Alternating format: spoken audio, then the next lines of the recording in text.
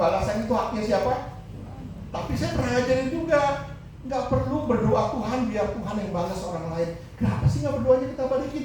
Biar terhadap orang itu juga berlaku kasih karunia Tuhan yang telah berlaku buat saya. Itu baru benar. Betul nggak saudara? Kenapa kita mesti minta doain orang supaya Tuhan hukum orang itu? Karena pembalasan itu haknya Tuhan. Nggak usah, biarin aja lah. Buat mau balas ke, nggak balas ke, lebih baik terhadap orang yang jahatin saudara, menindas saudara, saudara doain biar orang itu juga dapat pengurahan Tuhan seperti Tuhan memberikan pengurahannya kepada saya. Amin. Sudah saudara, karena saudara berkuasa, karena saudara penindas juga jangan kayak Yehuda ini. Enggak. Kalau saudara ditindas lebih baik begitu, jangan kayak Tamar. Saudara perlu memperjuangkan ketidakadilan, tapi nggak boleh kayak Tamar begitu. Ya. Kembalilah kepada Yehuda dan berkata, tidak kujumpai dia. Ya, lanjut lagi. Lalu berkata Yehuda, biarlah. Ya, jadi ya udah lah, nggak ketemu. Ya udah, kita mau bayar, tetap tuh nggak ada. Ya udah, lu perlu bayar aja. Lihat. Ayo dong, nak. 24. Sesudah kira-kira 3 bulan setelah pertemuan di pinggir kota di pintu gerbang, cing, dikabarlah kepada Yehuda, Tamar menantumu. Wah, dapat kabar. Tamar menantunya bersundal. Telah mengandung dari persundalan itu, kan dia kan baru menikah. Tapi dia tiba-tiba hamil. Emang dari Roh Kudus? Mana Roh Kudus? Anak mana itu Roh Kudus? Anak poncol, semen.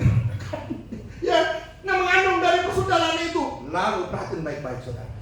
Lalu kata Yehuda, bawalah perempuan itu untuk dibakar. Kejam gak sih saudara? Penguasa tuh kayak gitu. Bawa perempuan itu untuk dibakar. Saudara tahu?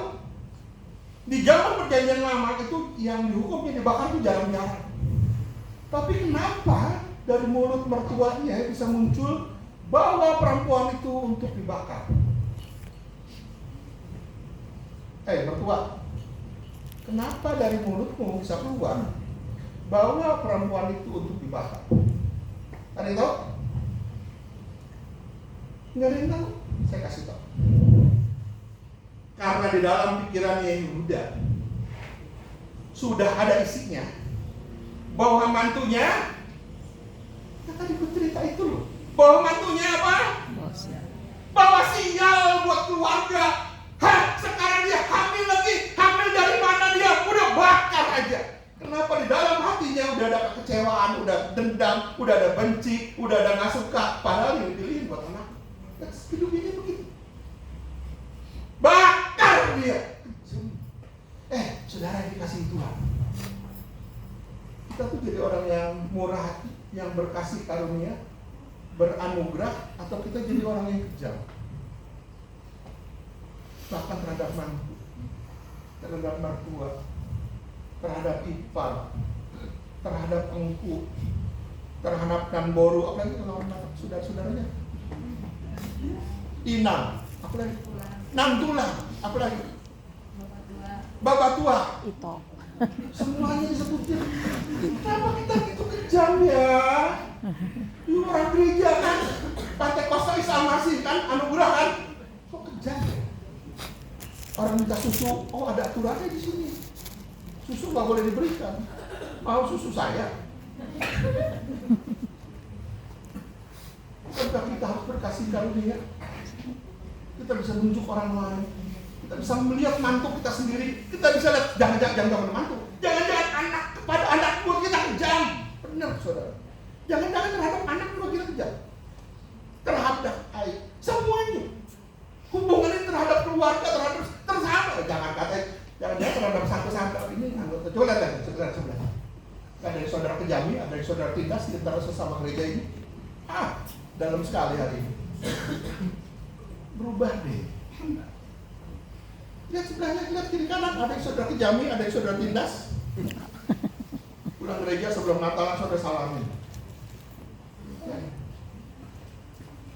Karena dalam pikirannya udah ada isinya. Mantu gua bawa sial. Gara-gara dia perusahaan gua bangkrut. Wah segala macam dah. Aduh serem banget. Dia lupa itu anak dari mana. Oke. Terus lagi ya. Nih, cepetan nih mau persembahan mau tuh apa lama dah. Waktu dibawa, perempuan itu menyuruh kepada mertuanya mengatakan, dari laki-laki yang punya barang-barang ini aku mengandung. Juga dikatakan, nih kalimat ini, nih ya, periksalah. Tamar bilang, periksa barang-barang ini. Dari orang yang punya barang-barang ini aku mengandung. Periksa barang-barang ini. Kuncinya katanya adalah periksa. Berikutnya, perhatiin baik-baik. Yehuda memeriksa barang-barang ini lalu berkata, bukan aku, tetapi perempuan itu yang benar. Para pakar perjanjian lama bilang, ini pertobatan Yehuda. Ketika dia bilang, bukan aku, perempuan itu yang benar. Aku sudah menindas. Itu pertobatannya Yehuda. Saudara tahu? Perjanjian baru, ada nama Tamar, ada nama Yehuda, insest dia. Punya anak namanya Peres, yang dibenangin merah, tapi diteropos adanya keluar lebih dahulu. Seru banget, saudara. Kasus ini mengajar kepada kita semua. Kita harus berubah, kita harus bertobat. Yehuda ketika disuruh periksa, dia meriksa, dia berkata, bukan aku yang benar. Ngaku dia salah. Aku sudah menjolimin orang lain. Aku menjolimin mantuku. Aku menjolimi mertuaku. Aku menjolimi iparku, adikku, dan boru. Apalagi tadi Desi dan teman-temannya. Aku bertobat. Oke. Saya tidak ingat gak? Saya mau singkat aja nih ya. Semoga dapat. Kalimat periksa itu terjadi di pasal 37. Kita lihat ya. Kesian deh si Omedan dan bininya tuh orang.